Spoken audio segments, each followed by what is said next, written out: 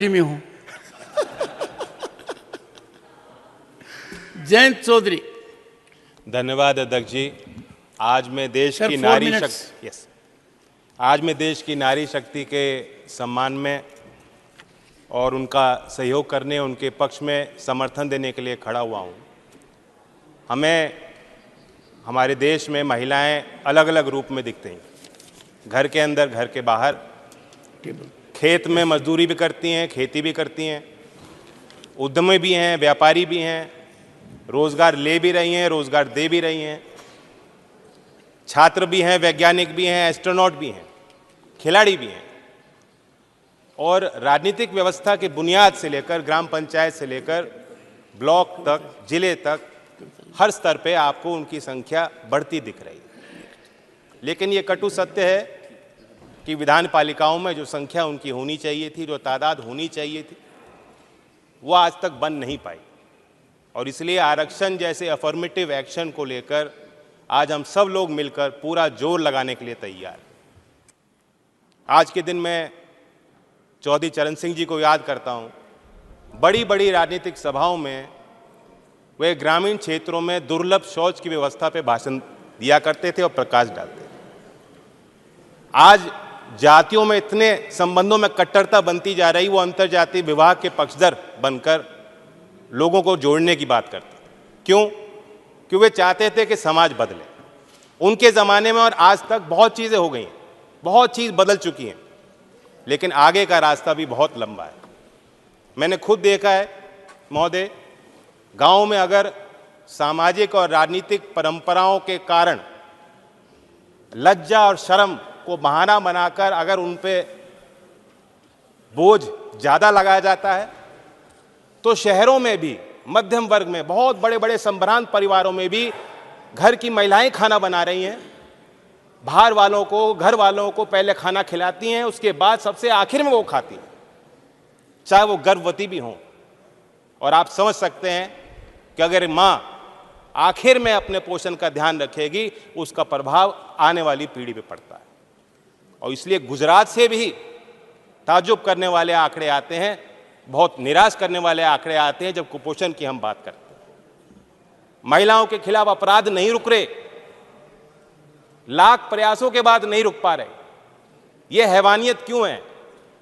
उन्नाव हो, कठुआ हो, हाथरस हो, मणिपुर हो, महिला जो हमारी खिलाड़ियां थीं, कितना अत्याचार चुपचाप सहेंगे।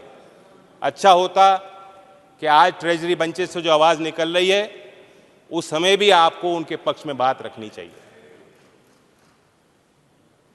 मैं मानता हूं कि इन चीजों का समाधान तब होगा जब हम जैसे लोगों की संख्या ऐसे सदनों में कम होगी और महिलाओं को खुद एजेंसी मिलेगी और खुद अपने नेतृत्व को आगे बढ़ने का मौका महिलाओं को as a voter, as a supporter and as a leader मिलेगा।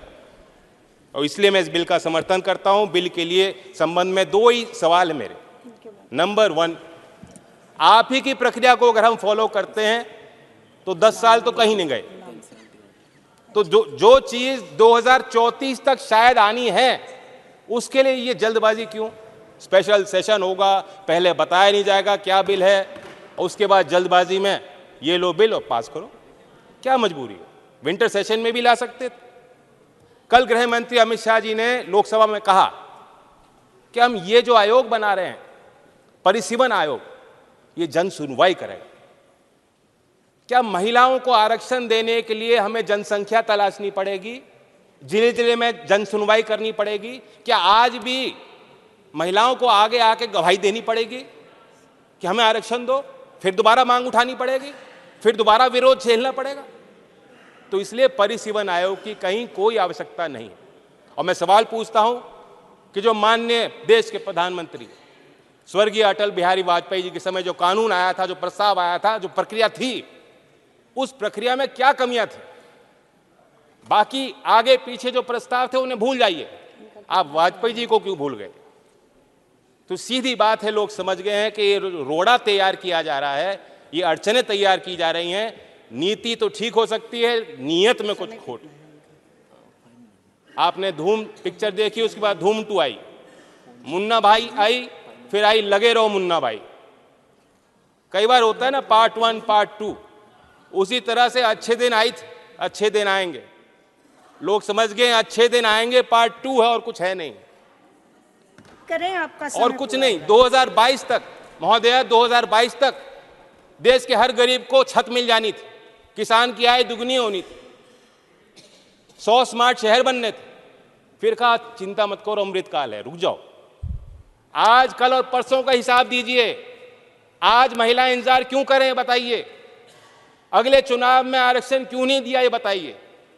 ये सवाल सबके मन में है। और संत कबीर जी का एक दोहा दोहराता हूं कि आज कल काल करे सो आज कर, और आज करे सो अब, पल में प्रलय होगी बहुरे करेगा कब। धन्यवाद।